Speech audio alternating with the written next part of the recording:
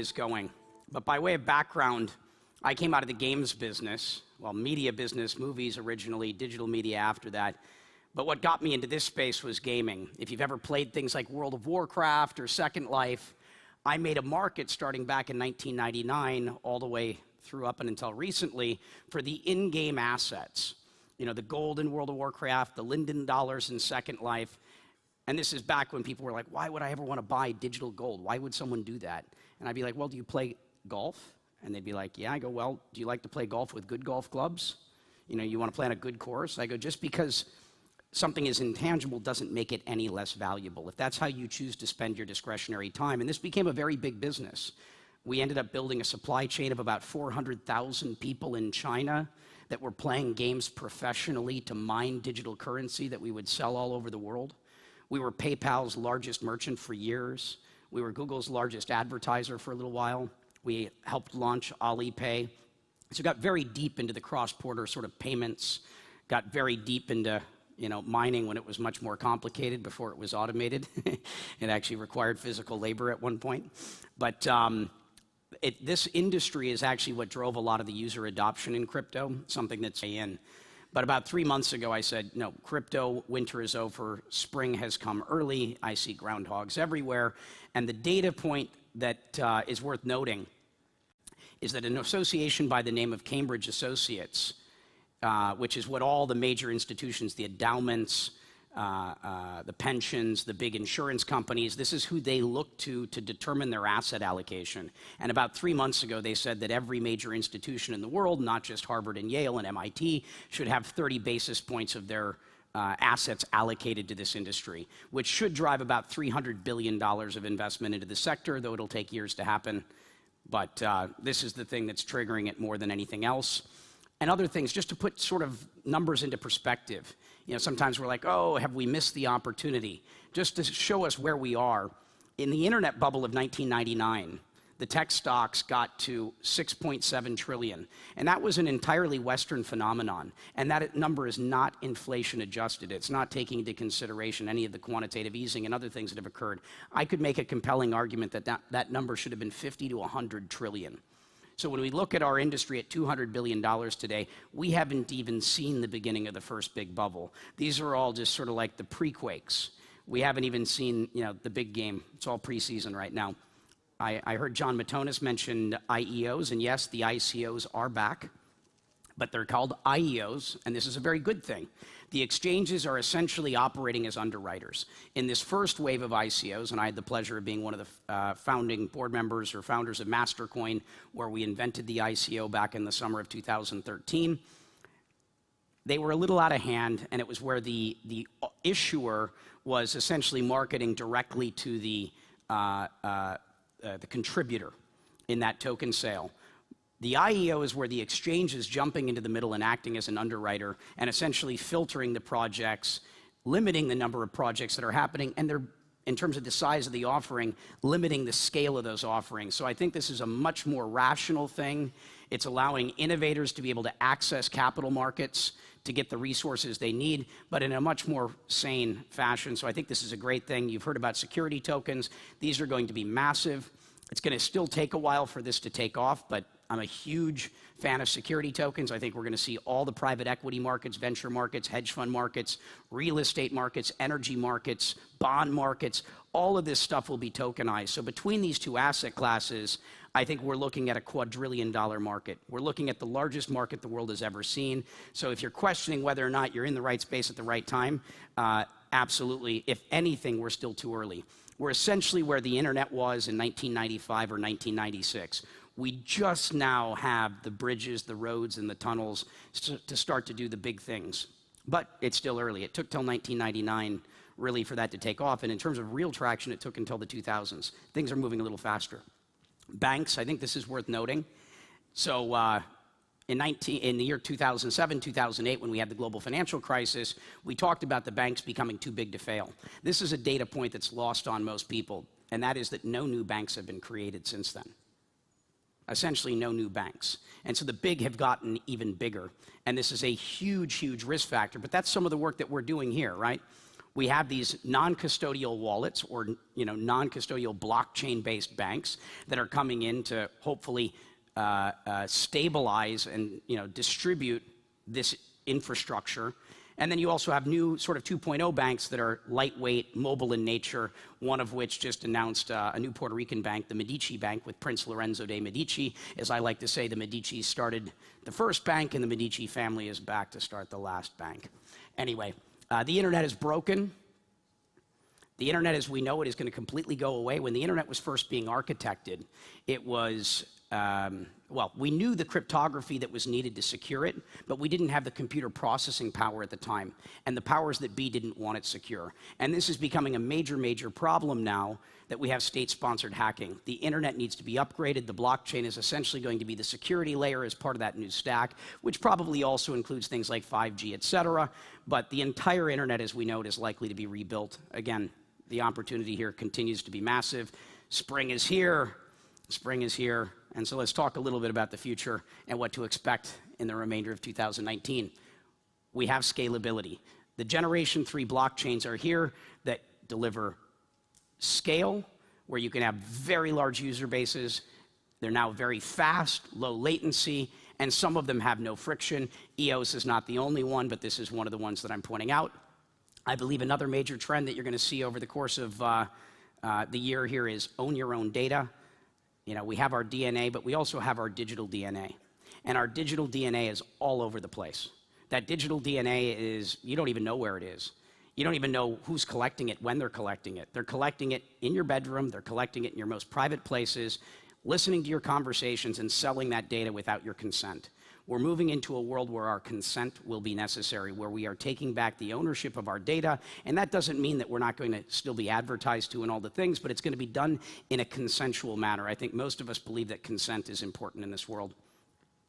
I think gaming is going to be a huge market for where this happens, where you're going to be seeing blockchain applications. I really love the idea of sort of augmented reality, sort of environments where you're going to be able to go into an augmented Ready Player One. You're going to go find millions of dollars of buried Bitcoin and EOS and things all over the world, and this is happening right now with Satoshi Treasures and others. But we're going to start to see major things. Of the EOS VC funds, about 50% of the capital that's been deployed thus far has been investments into gaming deals. So if you're a game developer, iGaming, or call it video games, or what I like to say is the convergence of those, which is play to earn, this is exactly the time to be looking. The smartest game developers out there are building this way. You should consider it too. Another thing we're going to see is social, back to owning your own data. I think the days of how Facebook has historically operated are coming to an end. Facebook even recognizes and agrees that this change is happening. But this is, it's time for us to control our data, control who has access to it. And I think that's a big thing. We're going to see social sort of, whatever 5.0 is happening. I think the same is true with messaging. This is my wife's company, Sense, which is provably secure messaging. If you haven't downloaded it, Sense Chat, provably secure on-chain messaging. Another project I'm focused on is Mt. Gox.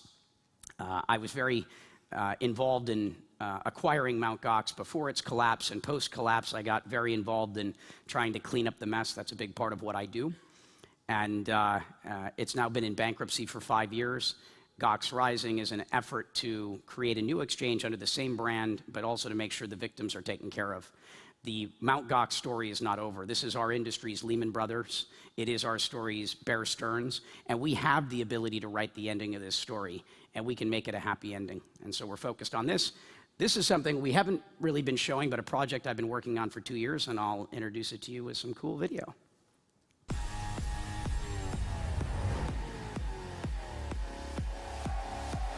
ProxyCoin is a new film, television, and digital media company that uses blockchain technology to provide investors a unique opportunity to participate in the Hollywood film and television industry. I want to hear your plan. Using ProxyCoin's digital security tokens that will trade on global markets open to security tokens, the company provides each investor direct fractional ownership in a diversified slate of studio-quality films and TV programs. What's your secret? ProxyCoin democratizes entertainment investing by providing most investors an unprecedented opportunity to participate in the frequently above-market returns of major Hollywood productions with mitigated risk, exceptional transparency, and near frictionless liquidity.